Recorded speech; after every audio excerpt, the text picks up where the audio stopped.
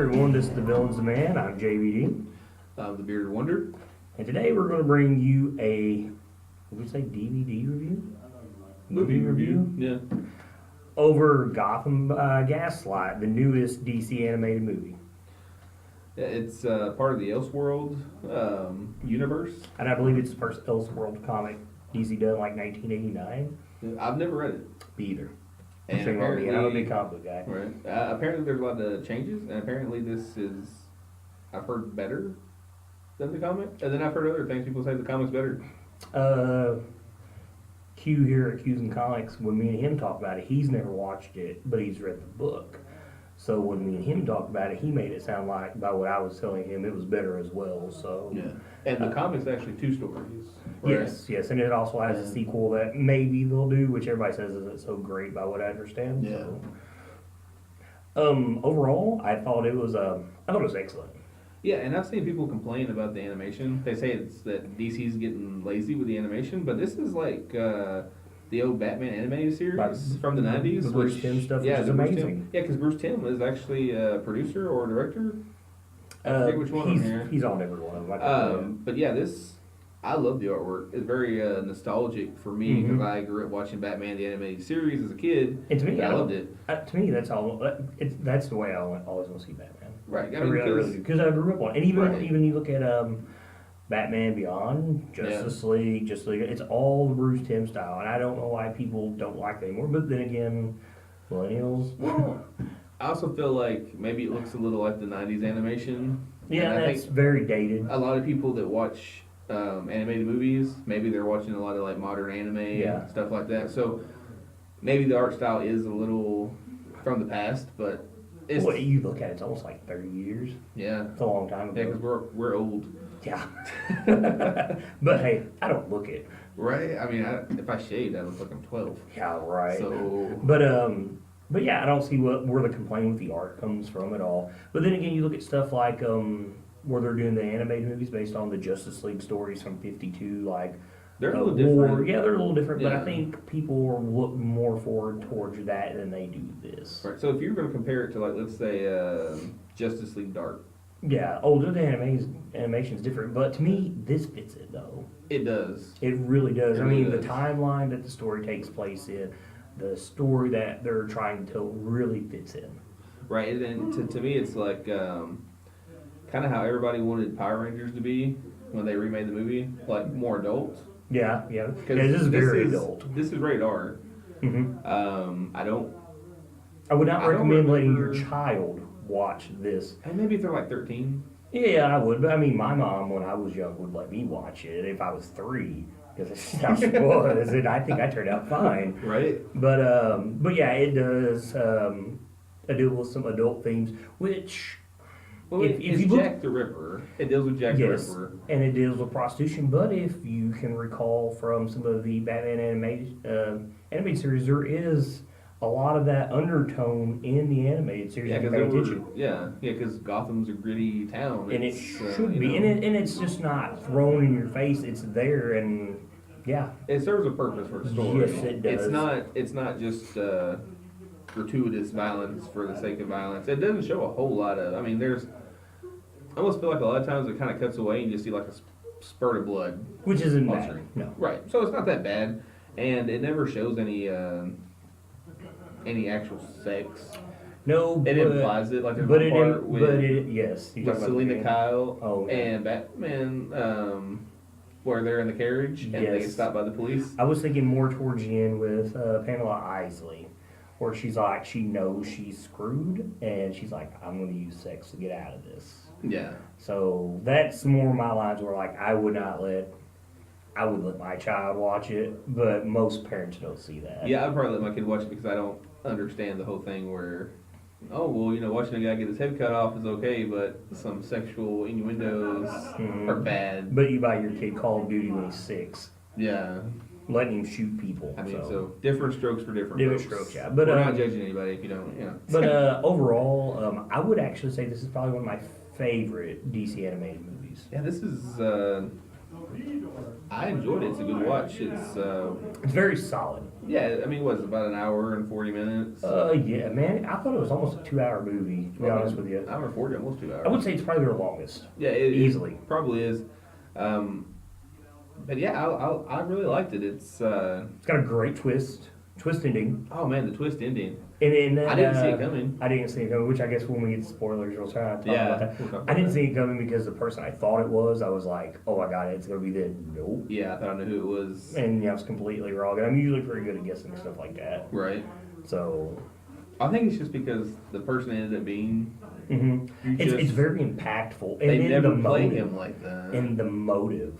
Yeah, it was weird and dark. It was very weird and dark and completely not what you would expect.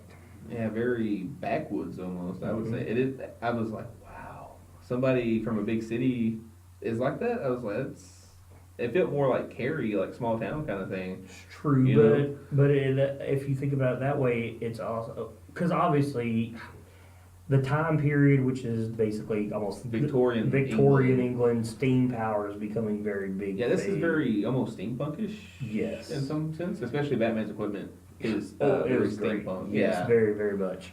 But I mean, even for then, I can't see that character's motives for the time frame being like that. well, I mean, religion. Yeah, but Religion has always been a big thing to make people either really good people yeah, or really bad people.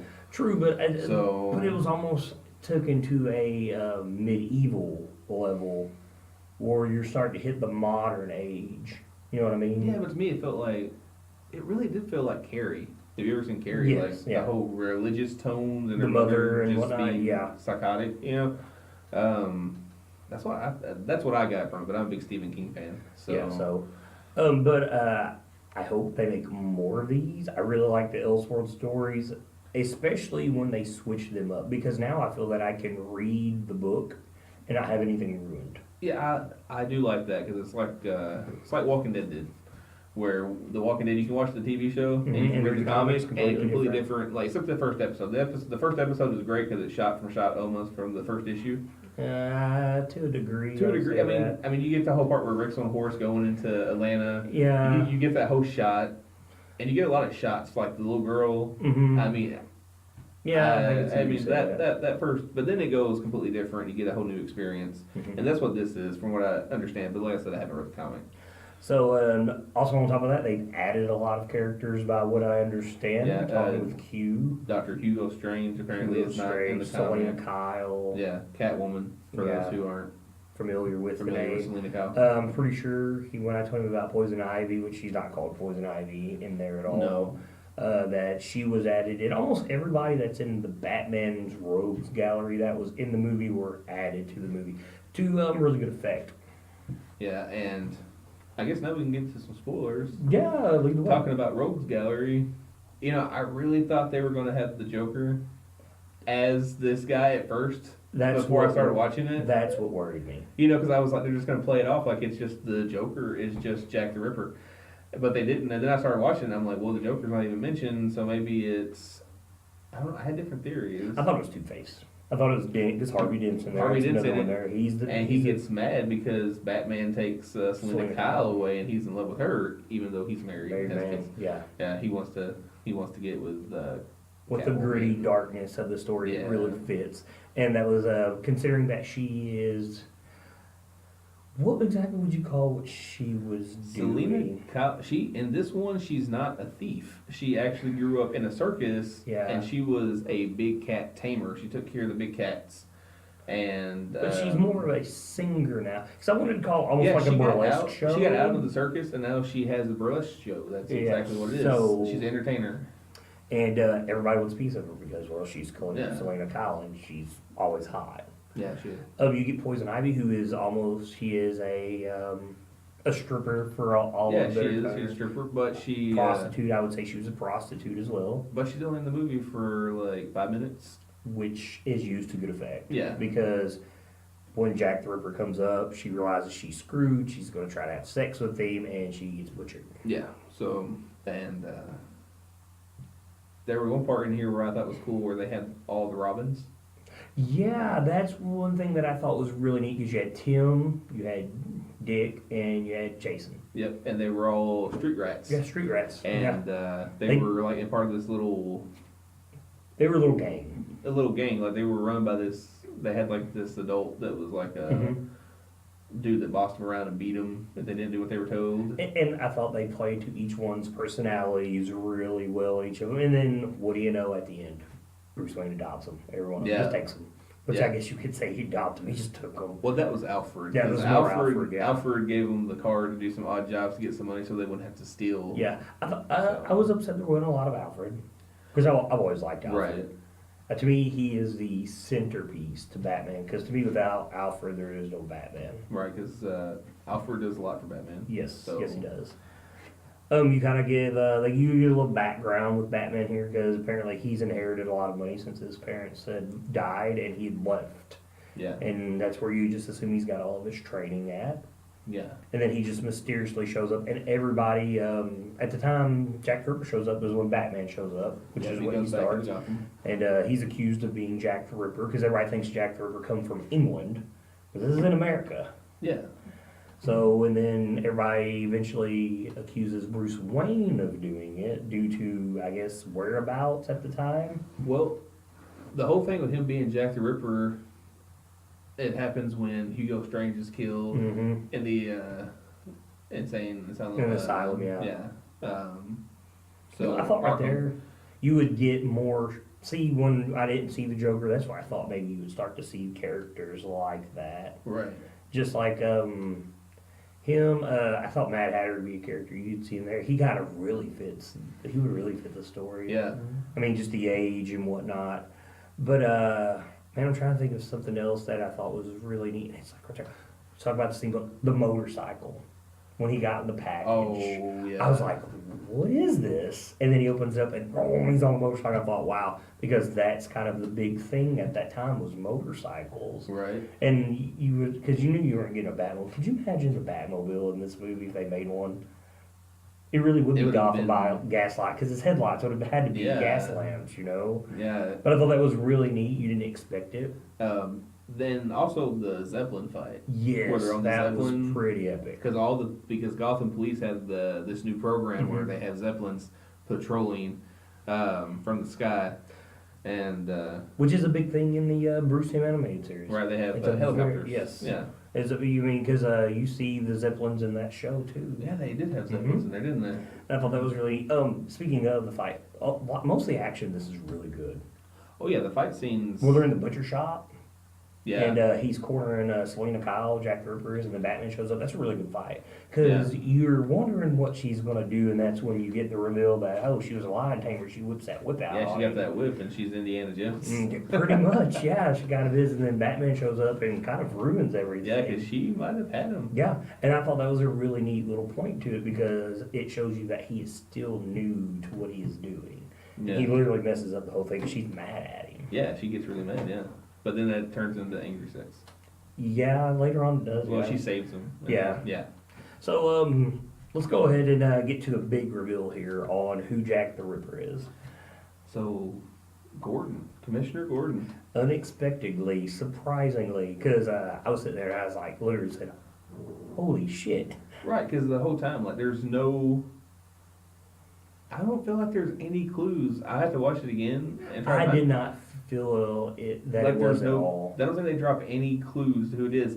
But, you know, they never figured out who Jack the Ripper is, so I kind of felt like that made sense. And it maybe that Jack the Ripper was somebody like that in real life, like a cop. Well, it makes sense because they could cover their tracks easy. They wouldn't have to worry. They could control especially if they're the commissioner. Yeah, they can control the whole investigation. Which is kind of what he does and pushes it off on Bruce Wayne and whatnot. Yeah. So, because he kind of figures everything out. Now, which is kind of strange. Right. So, and what makes it even more shocking is what he's done to his wife. Oh, he's like burned her ears. Yeah, burned the sin out of her. Yeah. And, you know, he breaks into the room and he sees all the utensils and the chemicals. And trophies. Yeah. Because there's like parts in jars, isn't there, if I remember correctly? Yeah, it gets really dark. And it's not what you expect from a guy like Commissioner Gordon who basically upholds the law to a T, you know. And he's working with Batman the entire time. Like, he knows about Batman. He tells Batman to never come to his house again. Don't bring work to his house. Yeah, and the entire time, in the beginning, he even, what throws you off is he's defended him at the end. He's like, oh, well, you know, Batman stopped this crime at the time Isley was murdered, so it can't be him. Yeah. So, I mean, right off the bat, within the first 15 minutes of the movie, they automatically throw you off guard. That you would never think that it was him. Exactly. And I like how they explained how he was such a good fighter because he was a bare-knuckle boxer. I thought that was really neat. Yeah, it's like a prize fighter. So, and then you kind of get a bit of that in Batman when he goes in Arkham and he's got to escape. You know, he sets up the big fight, and you know that's where I really thought you would really see people there, and you don't see anybody. Right. I mean, I thought you might have some cameos, maybe even people in cells. Yeah, and then you don't get any of that. No. But overall, I mean, even if you were not to want to watch this, I recommend it just because of the ending. Because it's very impactful, especially if you're a fan of Batman and you know what Commissioner Gordon is all about.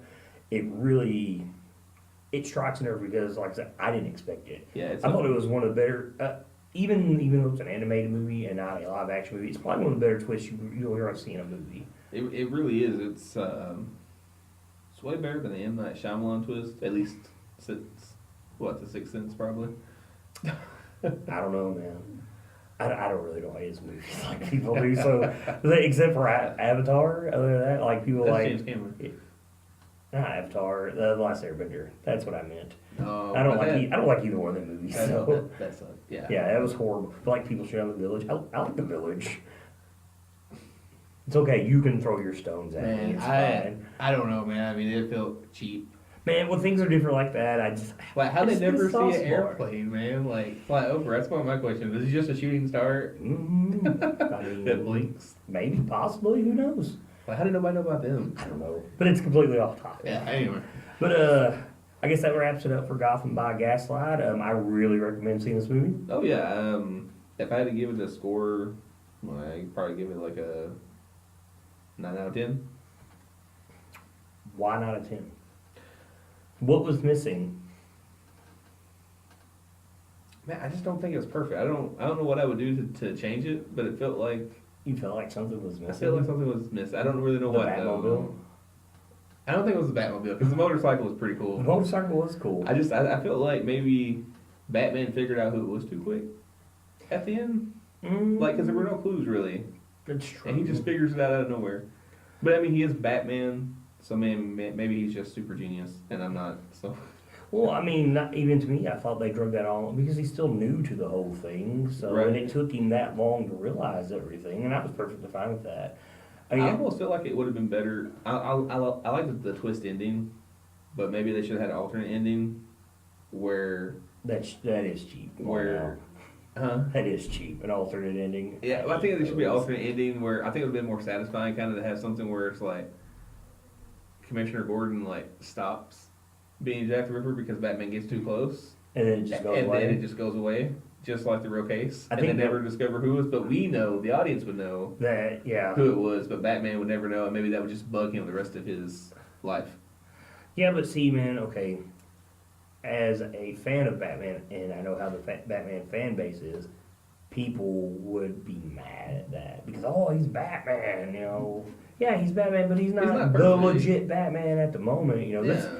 But what I understood watching this, you understand that this is his first time as Batman, really. You know, he came back and started being Batman, so this is like his first thing. So he's going to mess up, and I think, now that you say that and I think about that, that would probably been a really good ending. See, that's what I'm saying. It would have been, because he's still new. He's still new, and this would be something that would just haunt him for the rest of his career. Yeah, you know, you could have left it as an ending that, you know, a couple months later, and they've got a paper from England, you know, Jack the Ripper strikes again. Yeah. And he would never know it was Gordon. Exactly.